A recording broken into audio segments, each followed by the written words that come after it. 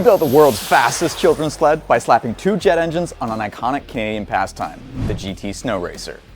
Now, when Canadians grow up, they play hockey, drink maple syrup, and nearly die tobogganing down hills using GT Snow Racers that have the illusion of steerability and braking. I'm here to steal your girl. So we thought, why don't we make them even more dangerous with literal jet engines? Wait, has anyone ever done this before? Oh yeah, turns out people have done this before. There's this guy. He says he got a world record, but I don't know, that doesn't seem very fast. Wait, didn't Lewis Weiss do something like this? Huh, yeah, he did. 40 miles per hour, not bad. I guess we have a speed to beat, but I want to crack 100. Let me be honest with you. This wasn't actually my idea. I'll let Mike explain. Every year, Hacksmith employees get to choose one big project to work on. And this one I've been thinking about since I was a little kid. This is a GT Snow Racer. Well, not just any GT Snow Racer. This is my GT Snow Racer that I got for Christmas 30 years ago. And racing at the local toboggan hill gave the 8-year-old me an idea. What if we just put some jet engines on this thing? If there ever was a place to try it, it's here at HERC, the Hacksmith Engineering Research Campus, where we just have jet engines laying around. It's just like a Tuesday afternoon. Now, as James said, we have a speed to beat. So here's the goal. We want to hit 100. We want to keep it looking like a GT. We want to go fast, and we don't want to die. Now, I love the idea of building this thing. But to be honest, I'm not really enthusiastic about piloting something like this. You'd have to be crazy. But now we just have to build the thing. I mean, take this, stretch the frame, a couple jet engines on the back, gas tank, should be a couple of weeks tops. Okay, so I think the first thing we're gonna have to do is cut and extend the frame. And then from there, we're gonna work on replacing the steering wheel. This is a drift trike. Well, at least it was one. I think it had leaf blowers on it at one point. But lucky for us, we only need this bit right here. I'm thinking maybe we replace it with a set of handlebars and beef up the steering stem in the process.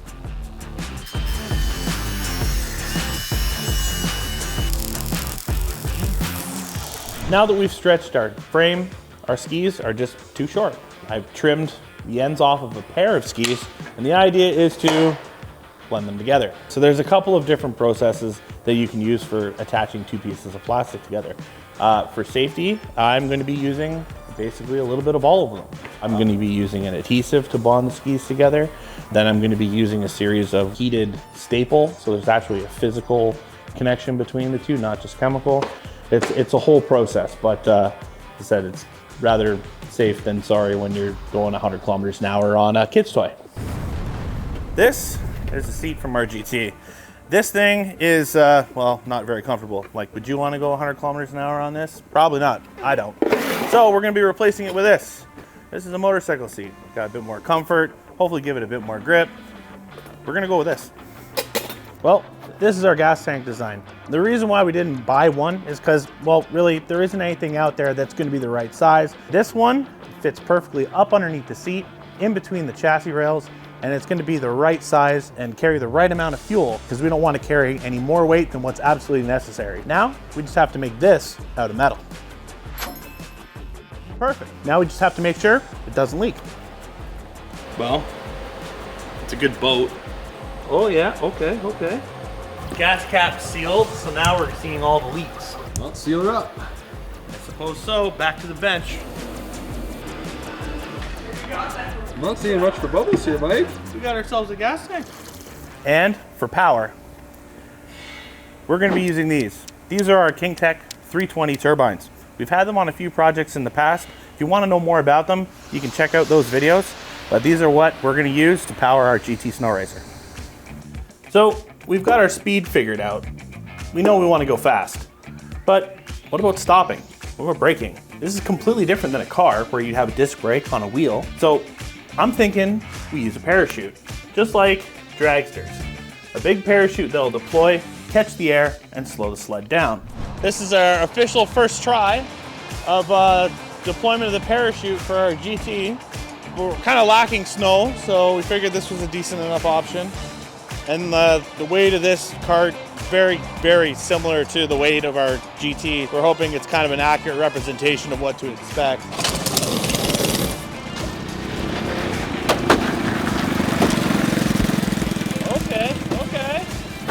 Okay.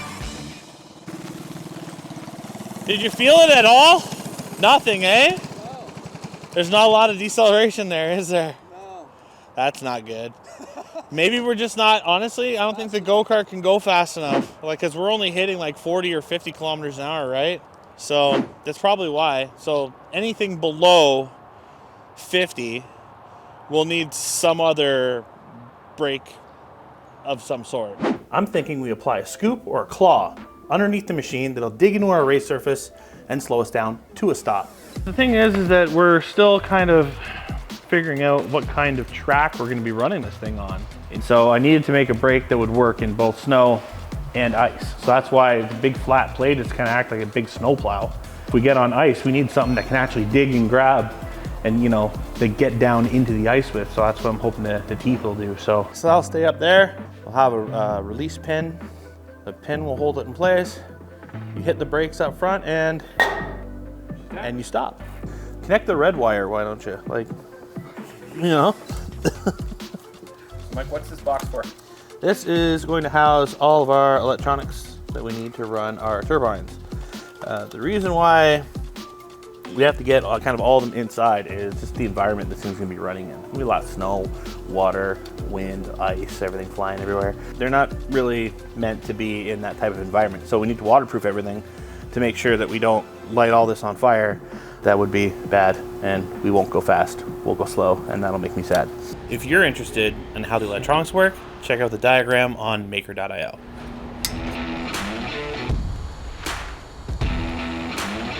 Ignition, stage 1.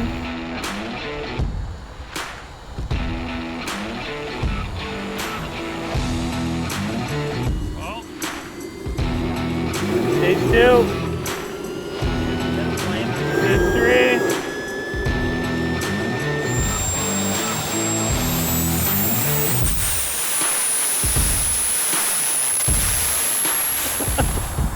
We didn't die. That was like 3/8 of a tank right there. Well, these things run nice. We got a couple leaks, just some fuel lines and some small stuff to address between now and then. But I don't know. That's a successful test.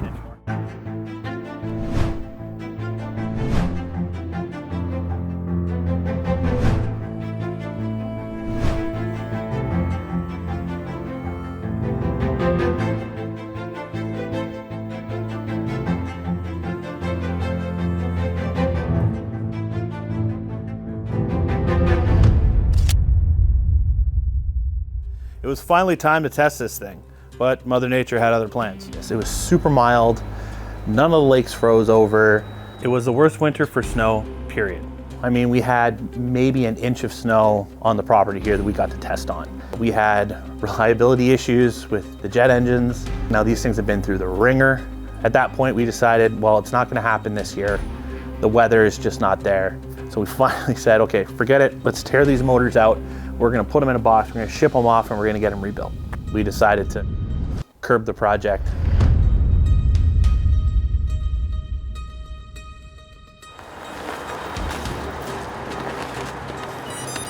Those engines showed up as soon as it started snowing outside. This winter is gonna be the one. We're all super excited, and we get the thing out in the parking lot, we get James on it, just to kind of get a feel for it.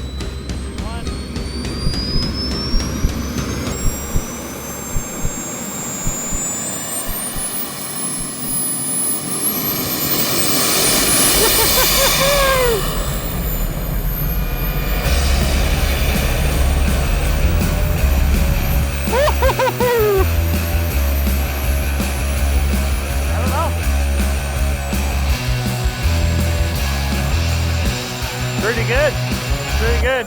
I'm going down the hill though. I don't know what he's gonna do down there.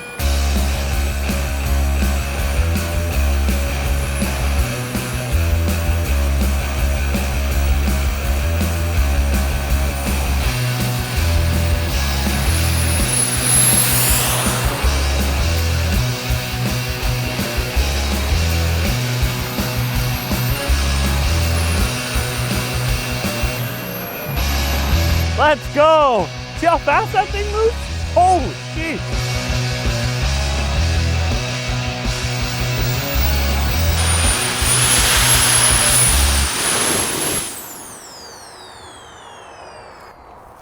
Hey James, remember that whole conversation of let's not do a bunch of dumb shit? This GT has so much power. I was barely using the throttle for more than a few seconds. And to my surprise, the steering actually works pretty good.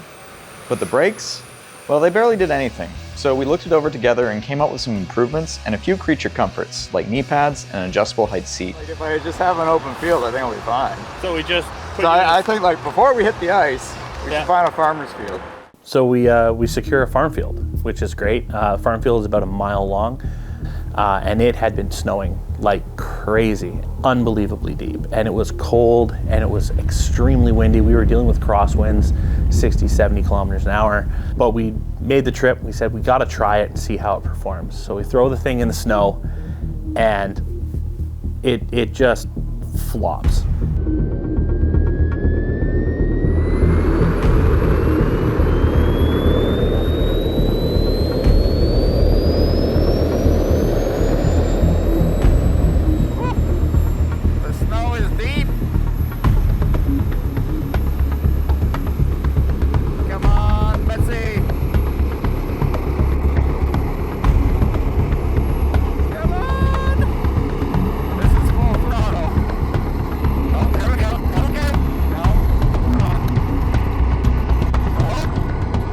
Have enough power, it sunk in the snow. One of the engines got a big mouthful of snow. It basically flamed out the motor. We thought we'd actually damaged the engine. We thought that was it. The engine turned out to be okay. It didn't end up doing any damage, you know. We got really, really lucky. But we weren't ready to give up on the prospect of testing in a field. So about a week after the snowstorm, we find another field to test in. I'm hopeful. You know, the snow is really good. The weather is really good. There's not a lot of wind or anything. It's definitely way better than the last time. Actually, this is the first time where James is going to get on this thing and have a straight shot and actually feel how fast this thing will accelerate past 20 feet. So this should be interesting. We're going to learn a lot in about 10 seconds.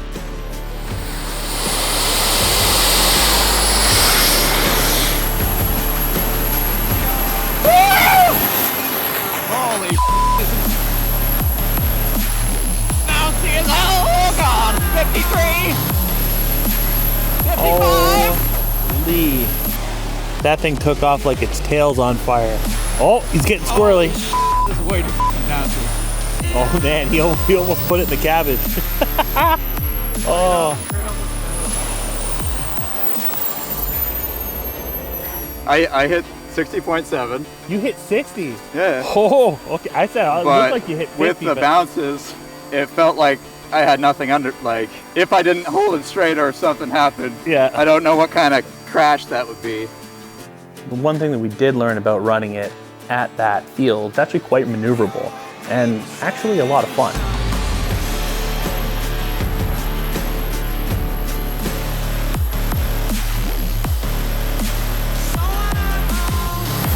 Now this is pod racing. Woo!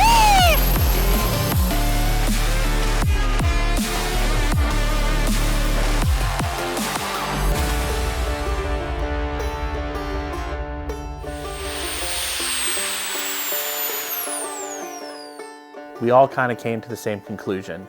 Said, you know what? We're gonna have to go north. We're gonna have to find a track, and it's gotta be perfect. You know, traveling north to shoot on location provides a ton of logistical nightmares, but it really was gonna give us the best chance at success. We booked an Airbnb up north, and the whole crew piled into the truck, and we started driving. And we'd run into a massive snowstorm. Dropping chocolate milk back into the blizzard. It took that 4-hour drive and made it 7 hours long. Crazy, and the whole time heading north, I'm freaking out going, conditions are gonna be awful. This is probably gonna be the last chance we have this season. You know, and I'm thinking we're gonna blow the whole thing all over again. We're gonna blow it for another time. But luckily, the next day, the sun rose and we had clear skies. The conditions are amazing. The ice is plowed, prepped. We've got like a good solid mile of runoff.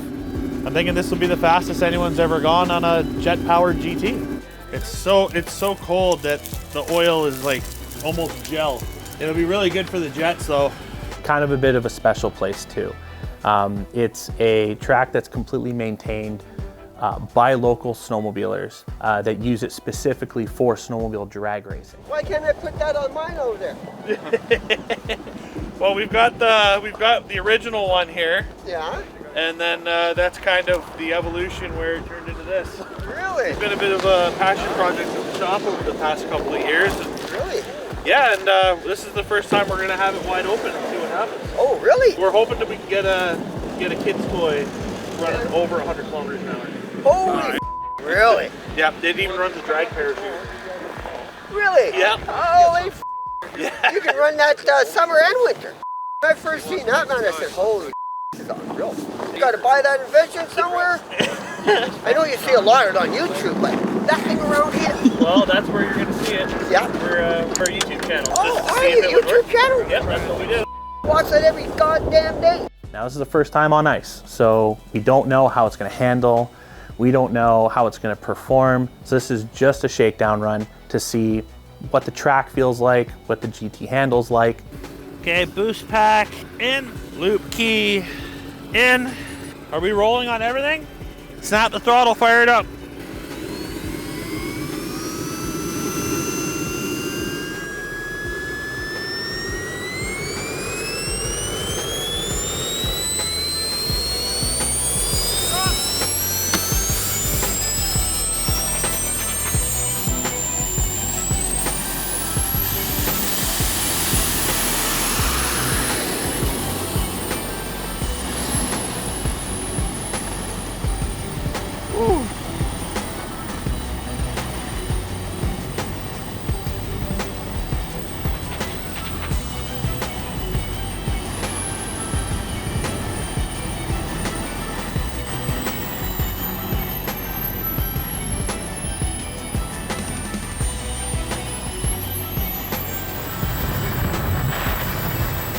You think that was full throttle? No, not even close. It's got way more in the tank. It leaves slow, but it picks up and it just keeps pushing. Yeah. Nice driving. I think I did like 65, 70, but it's still pretty squirrely. And that's the thing, is that I'm sure it's going to be squirrely up to a certain. The faster you go, the more smooth it's going to be. It's going to be like a sled. Oh yeah? So you know, do you drive motorcycles? Yeah. Okay, so you know when they go to rip up the asphalt and you got the asphalt shredder? Yeah. Fucks everywhere. But if you're booking and you're doing 240, you run on that, you can barely feel it, right? It's the same type of scenario. Okay. Well, that was a show. Yeah? What'd you hit? Let me check the app. 67. Well, we already beat our record in the field by a lot. Do you feel more stable? It's definitely like way better, but it does. It's a little wiggly, but maybe at higher speeds we'll straighten up again. If I throttle down, I do start slowing down pretty quick. Because I like went all the way to the end of the track. I'm like, I should probably slow down, and then it was fine. These jet engines are incredibly loud. So as soon as we did that first pass, there was people gathering around the start line of that track. And there's people coming out of ice huts. Snowmobilers were pulling over off the side of the trail to come see what was going on. It's like, so with all these people watching, like, we have to get the speed out of this thing. You gotta go fast? Go fast, don't die. Okay, clear start. Yeah? Because 100 is really fast. This thing's a kid's toy, you know, with jet engines on it.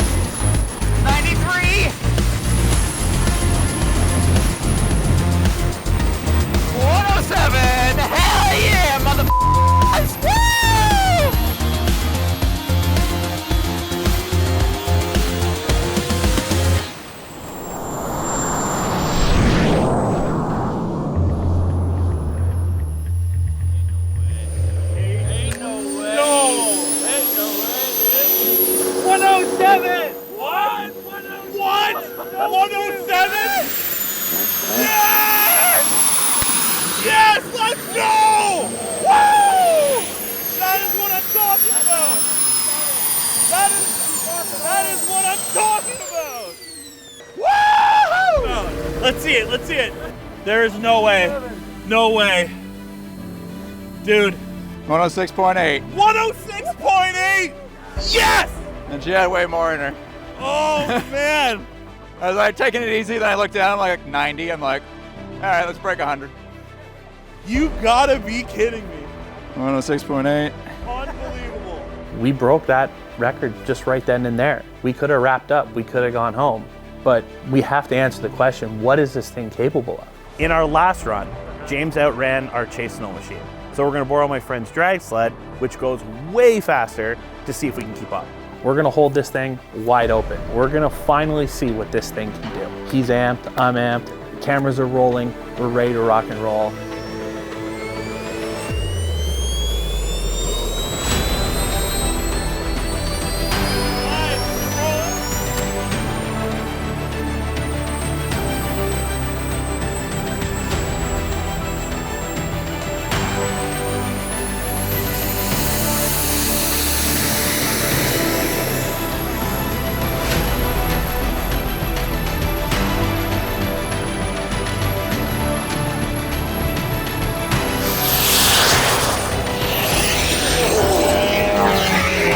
Is that miles? Yeah. Oh, that's 79.2 miles.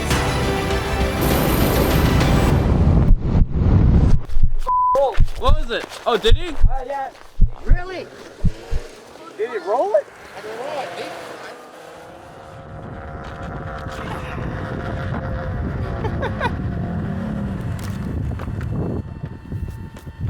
That's fun. Are you good, man? Yeah, I'm good. It scooched out just a little bit and was enough to tip me. But now I know, like, it's a nice slide, you know? Oh, you all right? Yeah, it was sick. Did it just, like, were you turning around and it flipped? No, I was still doing 80. The radar gun has me at 80 miles an hour. I think I got 130. What? 127.4. 127.4. Oh, you know what? I slid for 200 meters. I think I hit like 120 or 125, but I was still a good way from the truck. I'm like, well, I better go fast past the truck. And then once I got past the truck and I achieved my goal, then I was like, oh, it's a little slippy. And I'm like, maybe I should pull the drag chute.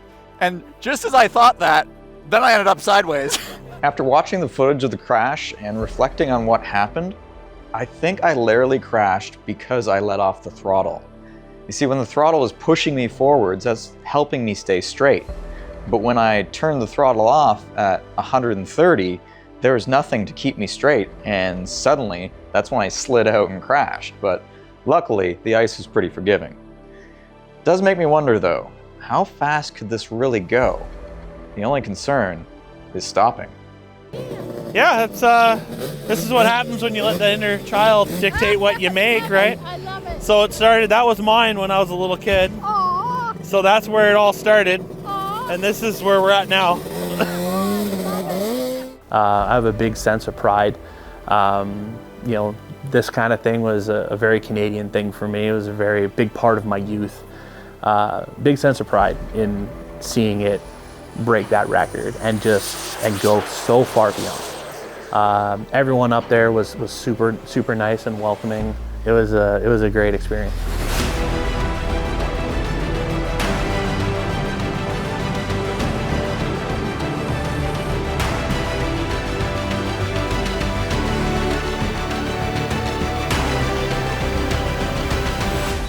The only failure that we really had was the fact that the parachute froze up and it wouldn't deploy.